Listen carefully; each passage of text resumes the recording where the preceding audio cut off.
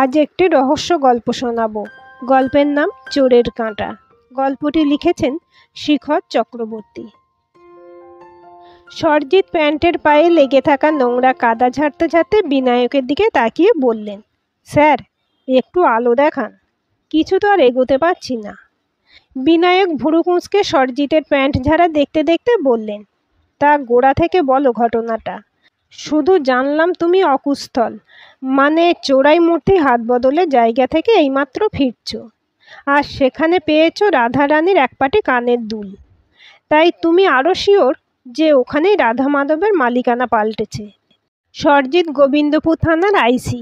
ওর এলাকার সম্ভ্রান্ত চৌধুরী পরিবারের রাধা মাধবের কোষ্ঠী পাথরের কৃষ্ণ আর অষ্টধাতুর রাধার যুগল মূর্তি চুরি হয়েছে আজ 3 দিন হলো।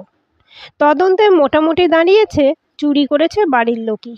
বাড়ির লোক মানে 70-এর বিধবা গৃহকর্ত্রী রমলা চৌধুরী আর তার 2 ছেলে আর তাদের 2 বউ। এক মালি আছে রতনলাল, বিহারের বাসিন্দা। এদের মধ্যেই সন্দেহ ঘোরাফেরা করতে করতে নজর যায় রতনলালের চৌকিতলা থেকে পাওয়া 40,000 ক্যাশের দিকে। তাই মূল সন্দেহ গিয়ে পড়ে তার উপর। তার কথায় ওটা তার দেহাতে 4 কাঠা জমির বিক্রয় মূল্য। সেটা অবশ্য পরে খোঁজ নিয়ে সত্যি প্রমাণিত হয়। ওই গাঁ এলাকার এক লোক অবশ্য সে রাতে টয়লেট করতে গিয়ে শাড়ি পরা ঘোমটা মাথায় বউ মানুষকে গভীর রাতে চোরের মতো রাস্তা দিয়ে পুরনো কুঠি বাড়ির দিকে যেতে দেখেছে। তাকে চোর ধরে নিয়ে আজ সরজিৎ কুঠি বাড়ি সার্চ করে ওই রাধারানীর দুলটা পায়। সুতরাং রতনলালকে ছাড় দেওয়া যায়। এছাড়া জবানবন্দি নেওয়ার সময় রমলা দেবীর মুখ ফসকে বেরিয়ে আসে পরিবারের কলঙ্ক। সরজিতেতে সন্দেহ, অনিদ্রা রোগী রমলা দেবী চোরকে বেডরুমের জানালা দিয়ে দেখেছেন সে রাতে। সে তারই পরিবারের কেউ, কিন্তু ধিক্কারে আত্মগ্লানিতে পারিবারিক সম্মানের কথা ভেবে তার নাম বলছেন না। অবশ্য তদন্তে না করেননি তিনি, চাইছেন চোর ধরা পড়ুক, কিন্তু পুলিশের হাতে, নিজে থেকে শুধু বলবেন না। সবশেষে দাঁড়ালো তাহলে চোর যেহেতু মহিলা, তাহলে তার পরিবারের এক পুত্রবধূ এই কাজ করেছে। এ পর্যন্ত এসে সরজিতের দৌড় থেমে গেছে। বাড়ির বধূদের মান ইজ্জত স্পর্শকাতর বিষয়। তাই বরাবরের মতোই দৌড়ে আসা রিটায়ার্ড ইনভেস্টিগেটিভ জার্নালিস্ট তার মেন্টর বিনায়ক দাশগুপ্তের কাছে। সরজিতের প্রার্থনা তিনি আলোকপাত করুন। কোন বউ, বড় না ছোট? 2 ছেলের ব্যাপারে একটু শুনি, বললেন বিনায়ক। বড় ছেলে স্কুল শিক্ষক, ইতিহাস পড়ান স্থানীয় স্কুলে। ছোট লোকাল বাজারে গয়নার দোকান আছে। এদের আর্থিক অবস্থা স্থাবর অস্থাবর সম্পত্তি যথেষ্ট। গয়নার দোকান ভালোই চলে, স্কুলের মাইনে তো এখন যথেষ্ট, কারোর কোনো অভাবের প্রশ্নই নেই। তাহলে বলছো স্বভাব? একটু চিন্তায় ডুবলেন বিনায়ক। কোনো পুরনো খারাপ রেকর্ড 4 স্বামী স্ত্রীর কারোর? না স্যার, একেবারে ক্লিন শিট। তাহলে তো একটু ঘুরে আসতে হয় চৌধুরী ম্যানশন ডিয়ার। চলুন না স্যার, কবে যাবেন? জিজ্ঞাসা করে সরজিৎ। দেরি না করে ধরো আজ দুপুরেই। ঠিক আছে, তাই হবে স্যার। চৌধুরী বাড়ির উঠোনে দাঁড়িয়ে কথা বলছিলেন বিনায়ক। সবার ঘর একবার ঘোরা হয়ে গেছে, জবানবন্দি নেওয়া হয়ে গেছে। 2 বউ সন্দেহের তালিকায় থেকে কেঁদে কেটে একসা। দুজনেই সন্তানের দিব্যি দিয়ে চুরির অভিযোগ অস্বীকার করেছে। 2 ছেলেও বলে রেখেছে তাদের বউদের নিয়ে টানাটানি করলে পুলিশের বিরুদ্ধে মানহানির মামলা করবে। এক কথায় খুব জটিল সেন্টিমেন্টাল পরিস্থিতি। রমলা দেবী পাথরের মতো নির্বাক। শুধু জানালেন রাতে ঘুমের ওষুধ খেয়ে ঘুমোতে হয় তাকে, এর বেশি কিছু জানেন না তিনি। যদিও বিনায়ক দেখে এসেছেন তার ঘরে ঘুমের ওষুধের পাতায় শুরুর দিন থেকে হিসেব করলে 1টি বড়ি বেশি হচ্ছে, অর্থাৎ তিনি 1 রাত ওষুধ খাননি। সেটা কি ঘটনার রাতে নাকি অন্য কোনো রাতে? উত্তর মেলেনি।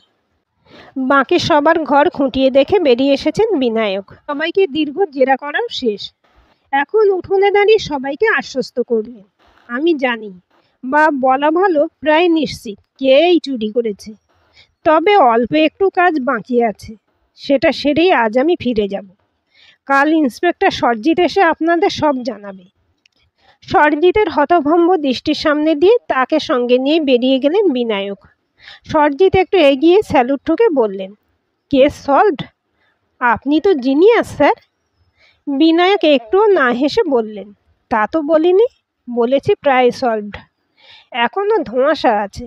তার জন্য তুমি এখন আমাকে নিয়ে যাবে সনাতন রুই দাসের বাড়ি, মানে যে ভদ্রলোক রাতে মহিলা চোরকে দেখেছিল।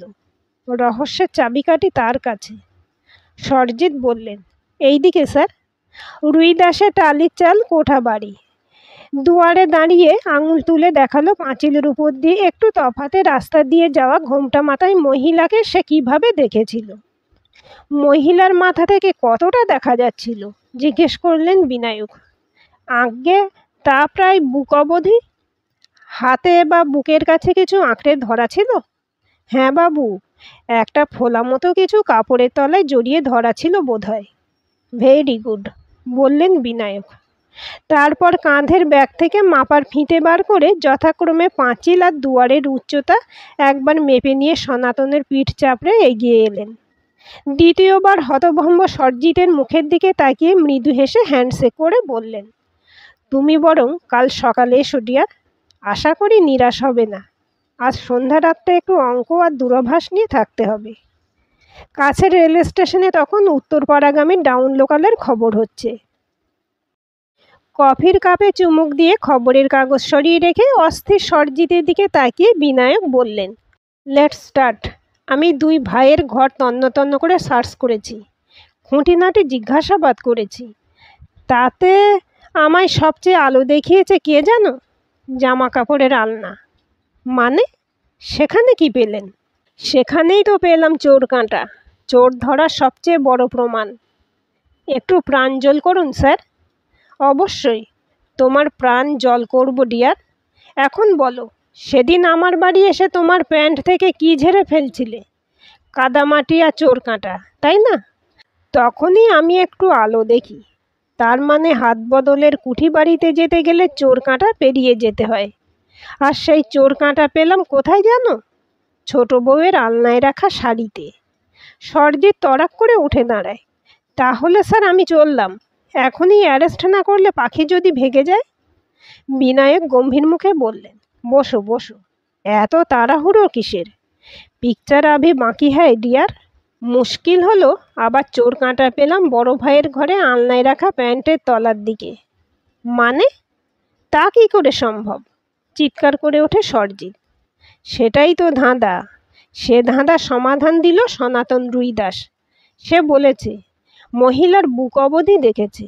5 ফুট 6 ইঞ্চি উচ্চতার সনাতন যদি 2 ফুট উঁচু দাওয়ায় দাঁড়িয়ে 5.5 ফুট পাঁচিলের উপর দিয়ে 18 ফিট দূরের রাস্তায় হেঁটে যাওয়া কোনো ব্যক্তির বুক দেখতে পায়, তাহলে একটু ত্রিকোণমিতির অঙ্ক কষতে হয়। সে ব্যক্তির উচ্চতা তুমি বলতে পারবে? মাথা চুলকে সরজিৎ বলে, ধুস, সে কবে এই শেষে অঙ্ক করেছি, 16 বছর আগে। বিনায়ক খাতা পেন টেনে নিয়ে আঁকলেন ও বোঝালেন। তাহলে দাঁড়ালো চোরের উচ্চতা অন্তত 6.5 ফিট। ও বাড়ির বউরাকেও 5 ফুট 2-3 ইঞ্চির বেশি নয়। তাহলে কি দাঁড়ালো স্যার? বিধ্বস্ত মুখে প্রশ্ন করে সরজিৎ। তাহলে দাঁড়ালো প্রায় একই, মানে 6.5 ফুট দীর্ঘদেহী 2 ভাই। আরও নির্দিষ্ট করে বললে বড় ভাই, কারণ তার প্যান্ট থেকেই চোর কাঁটা পেলাম। তাহলে গল্পটা দাঁড়াচ্ছে এই যে, বড় ভাই পূর্ব পরিকল্পনা মতো শার্টের প্যান্টের উপর বারান্দায় শুকোতে দেওয়া একটা শাড়ি টেনে নিয়ে গায়ে জড়িয়ে উঠোনের মন্দির থেকে রাধা মাধব নিয়ে বুকে আঁকড়ে বেরিয়ে পড়ে গভীর রাতে কুঠি বাড়ির উদ্দেশ্যে। শাড়ি জড়ানোর উদ্দেশ্য স্রেফ মূর্তিটাকে ঢেকে নেওয়া ও ছদ্মবেশ। যদি কেউ দেখে মহিলা ভেবে ভুল করে, যেমন করেছিল সনাতন। তবে এত লম্বা লোকের কোমরের শাড়ি পায়ের গোছের বেশি পৌঁছায় না, ফলে প্যান্টের তলার দিকেও চোর কাঁটা লাগে। পার্টি আগে থাকতেই বলা ছিল, মাল দেবমূর্তি হাত বদল হয়।